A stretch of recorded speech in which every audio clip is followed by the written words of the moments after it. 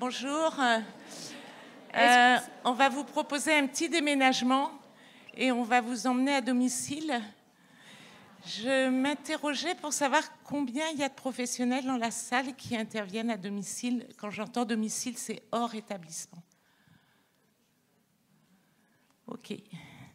Ben, au moins, on va être quelques-uns. Donc, on est là pour vous proposer une action en cours sur la perte d'autonomie des personnes âgées en proposant s'organiser, repérer, agir dès les premiers signes. On est vraiment dans quelque chose qui est de l'anticipation et qui concerne le domicile et pas du tout les personnes dépendantes dont on a parlé ce matin, mais plutôt les personnes qui sont encore autonomes. C'est un projet qui est pas seulement sur la nutrition, vous le verrez un peu plus tard, qui s'inscrit dans une recherche plus globale. Alors, moi, je suis Odile Matelon, je suis référente parcours à Appui Santé Brocéliande, plateforme territoriale d'appui qui va devenir un DAC. Comme on en a parlé ce matin déjà, c'est bien. On a toute cette partie-là qu'on n'a pas besoin de vous redire. Et je suis Céline Lahogue, je suis diététicienne et j'interviens aujourd'hui pour la Maison de la Nutrition d'Ille-et-Vilaine. Je fais juste une petite aparté. Si vous avez besoin de savoir s'il y a un DAC sur votre territoire, vous allez sur le site de l'ARS Bretagne et il y a la liste de tous les DAC, de leur territoire, de leurs coordonnées, etc. Donc, c'est bien pratique. Donc, on intervient dans le cadre d'une action PAERPA, personnes âgées en risque de perte d'autonomie, sur le repérage des premiers signes. C'est un projet qui a été porté par Appui Santé Pays de Rennes et Appui Santé Brocéliande, donc les deux plateformes d'appui. C'est un programme qui s'adresse à toutes les personnes et tous les professionnels exerçant auprès de personnes âgées. Services d'aide et de soins, professionnels de santé de premier recours, etc. L'idée, c'est d'agir tôt, c'est d'agir en pluridisciplinarité et c'est de soutenir le maintien à domicile des personnes âgées qui le souhaitent. Ah, je me suis trompée de flèche. C'est un projet qui a été travaillé avec les fédérations du domicile, la DMR, l'UNA, les CCAS, avec les URPS, médecins, kinés, diététiciennes. L'idée, c'est que ça ne sert à rien de repérer si on ne sait pas ce qu'on fait avec le repérage. Donc, ça demande à s'organiser, à organiser un circuit de repérage sur le territoire sur lequel on travaille. C'est d'identifier les missions de chacun, de pouvoir s'interpeller et échanger en toute confiance. Après, ça veut dire repérer, donc connaître les facteurs de risque, les signes d'alerte, les signes cliniques, etc. Et de connaître les ressources de son territoire pour savoir à qui s'adresser. L'idée, c'est d'agir, c'est d'intervenir tôt pour profiter du caractère réversible des symptômes. C'est de prévenir et d'intervenir dans l'accueil des souhaits, des choix et des ambivalences de la personne, ce à quoi peut-être on est plus confronté au domicile qu'en établissement. Et c'est de travailler dans une logique de coopération.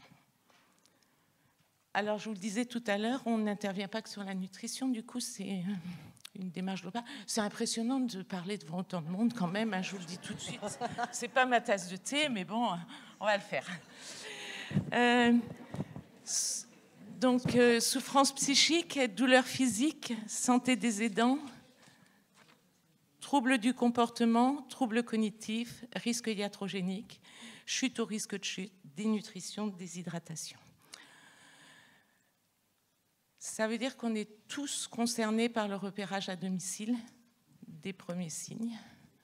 On vous en a mis quelques-uns. J'ai entendu ce matin, on oublie bien trop souvent les dentistes dans les problèmes de dénutrition, dont les aides à domicile, les aides soignantes, etc.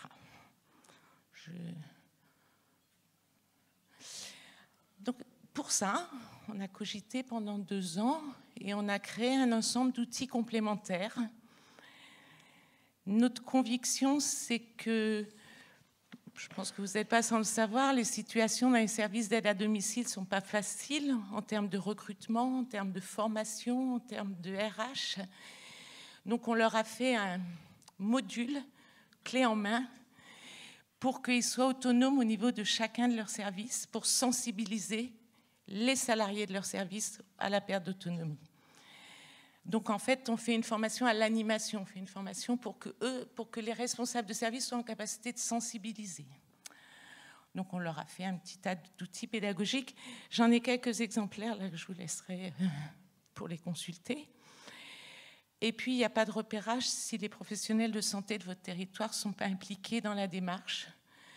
Donc on a fait un site internet qui a peut-être des éléments qui sont plus des éléments techniques, où les fiches thématiques, on va le voir un peu plus loin, ont été rédigées par des médecins gériatres, par des diététiciennes, dont Céline, par, je n'ai plus en tête, le service de psychiatrie de la personne âgée, qui d'autre, des kinés, enfin bon, blablabla. Donc tout le monde s'est mis autour de la table, tout le monde a rédigé, et vous avez dans ce site internet des fiches thématiques que vous pouvez télécharger sur chaque thématique. Je vous invite à aller le visiter quand vous voulez. L'idée des sessions de formation à l'animation, donc j'ai bien dit à l'attention des encadrants de SAD, de SIAD, de SPASAD, et plutôt sur un territoire pour créer une dynamique sur le territoire. Le premier jour, on leur donne des techniques d'animation, on leur demande de quoi ils pensent que leurs salariés ont besoin, etc. Le deuxième jour, entre-temps, ils font une expérience d'animation près de leurs équipes. Et le deuxième jour, on analyse leur retour d'expérience, on voit ce dont ils ont besoin, mais surtout l'après-midi, on leur permet de rencontrer les acteurs de la prévention au niveau de leur territoire. Sur chaque territoire, ça va être différent. CLIC, Maya, PTA, action de prévention, caisse de retraite, centre de prévention qui fait des bilans de prévention décentralisés, etc. Et on leur permet de se rencontrer, de comprendre les missions des uns et des autres, et puis d'engager une dynamique. C'est en fait le but. Et de les sensibiliser à l'intérêt d'une coopération entre professionnels. Donc, 2 sessions de 2 jours, à 8 semaines d'intervalle, avec une mise à disposition des outils pédagogiques. On a la chance, sur le début de cette expérimentation, d'être sur un financement pas à pas. Donc on a eu des sous un petit peu. Ça nous permet d'indemniser les responsables de services de SAD et de SIAD sur les premières sessions, ce qui est très important pour eux. Donc les outils pédagogiques, je vous disais, on a un livret. Vas-y, fais la démonstration. Un livret pour les responsables de service qui reprend les grands thèmes, introduction, comment s'organiser, comment coopérer, que repérer, comment agir sur les différentes thématiques. On est très fiers. On a fait une petite fiche mémo qui est que pour les intervenants à domicile. Parce que notre conviction, c'était qu'il fallait que ce soit vraiment des outils qui leur parlent et qui soient adaptés à leur réalité. Donc, ils en auront chacun une, avec les grandes thématiques et avec ce qu'ils peuvent repérer sur chaque thématique. Donc, on voulait... Tu peux la faire passer. Ouais. C'est pas bien avec le Covid de la faire passer. Non, c'est une très mauvaise idée. Je vais la laisser là. Vous la voyez pas, mais c'est pas grave. Ce sont des outils qui sont mis à disposition lors des formations. On ne souhaite pas qu'ils soient diffusés de façon large parce qu'on pense qu'il ne faut pas non plus faire du repérage n'importe comment, que ça engage des professionnels sur tout un territoire, qu'il faut se mettre d'accord sur comment on fait, qui on prévient, etc. Donc voilà, on verra à l'avenir comment ça évoluera. Ben là, voilà la fiche mémo. Vous en avez de la chance. Donc c'est vraiment du basique. Il faut voir qu'à l'origine, ça s'adresse vraiment aux services d'aide et de soins à domicile. SIAD, SAD, SPASAD. Je ne vous laisse pas le temps de la lire, mais vous voyez l'idée. En fait, ce projet-là, il est né d'une expérience qu'on a eue il y a 3 ans où on a eu des formations dans le cadre de PAERPA pour les services d'aide et de soins à domicile qui étaient totalement inadaptés à leur réalité. C'est-à-dire qu'on leur a fait des trucs avec des études de cas qui relevaient de la gériatrie, etc. Et les filles sont sorties de là en disant « mais de quoi on nous cause ?» Donc là, on est revenu au basique. Ça, ce sont les outils pédagogiques qui sont avec le livre encadrant. Pour chaque thématique, on a des exemples de situations, on a des propositions d'analyse. Après, ça veut dire que chaque encadrant peut prendre la situation, travailler avec ses équipes, leur demander, dans une logique d'éducation thérapeutique. Je pense que la plupart des intervenants à domicile savent exactement, ils ne sont pas légitimes à faire remonter, mais ils savent ce qui est à observer ou pas, de travailler ça avec leurs équipes. Et la deuxième partie de la fiche, on a repris les recommandations de l'HAS, qui sont quels sont les signes qui doivent alerter, quels sont les facteurs de risque, et une documentation spécifique pour ceux qui veulent aller un peu plus loin. Donc le site, vous notez tous, vous avez tous vos téléphones pour prendre la photo. repérer-perte-autonomie.bzh. Voilà, il a été conçu comme une bibliothèque de ressources. C'est à chacun d'aller y chercher, d'aller fouiller, d'aller récupérer ce dont il a besoin. Il est pour l'instant adapté au territoire PAERPA, donc Rennes.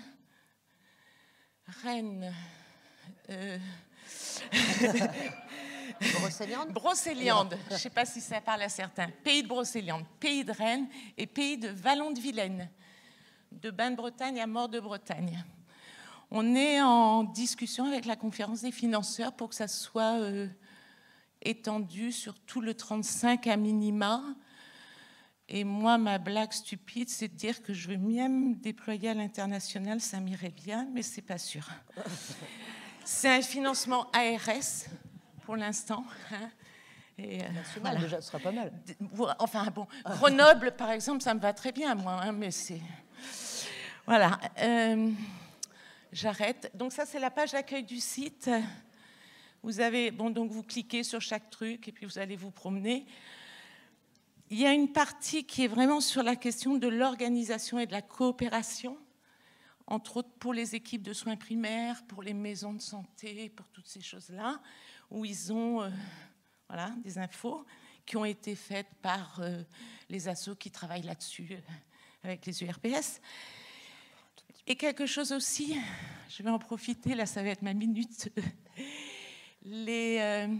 sur les outils de communication et de coopération, et entre autres sur les messageries sécurisées. On a pris l'habitude au sein des DAC et des PTA d'échanger les éléments concernant les patients, les usagers, avec des messageries sécurisées. Et moi, je suis toujours un peu étonnée que, par exemple, au CHU de Rennes, l'association, le GCS, qui porte la messagerie sécurisée, qui est dans les locaux du CHU de Rennes, il y a encore très peu de professionnels au CHU de Rennes qui ont une messagerie sécurisée. Et on échange des bilans par Yahoo, par Google. Voilà, ça c'était juste ma minute un peu... Non, mais je pense que ça doit inviter chacun de nous à y réfléchir quand même. Ouais, je vais alors pas forcément la présenter en entier parce que je crois que le temps a filé très très vite. En fait, c'était pour présenter une des fiches que j'avais rédigées pour la Maison de la Nutrition et la PTA sur les facteurs de risque de dénutrition. C'était comment les repérer, les signes d'alerte. Alors, c'est des choses très simples. Je me suis basée sur les recommandations HAS. C'était quelque chose de pas compliqué pour que tout le monde puisse s'y retrouver, mais vous les connaissez déjà forcément. Je n'ai pas été dans le bon sens. Voilà, cette fiche est visible comme toutes les autres sur le site. Voilà. L'intérêt, c'est, voilà, pour chaque thématique, vous avez une fiche comme ça que vous pouvez télécharger, imprimer, faire ce que vous voulez avec.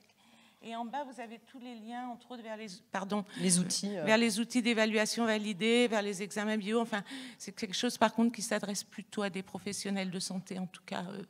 Voilà. Ouais. Et plus souvent libéraux quand même, plutôt qu'hospitaliers.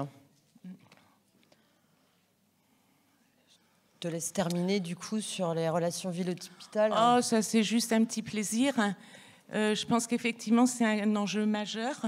C'est un enjeu majeur dans le cas de la dénutrition, mais moi, je vois des bilans d'hôpital de jour gériatrique où il y a tout dedans.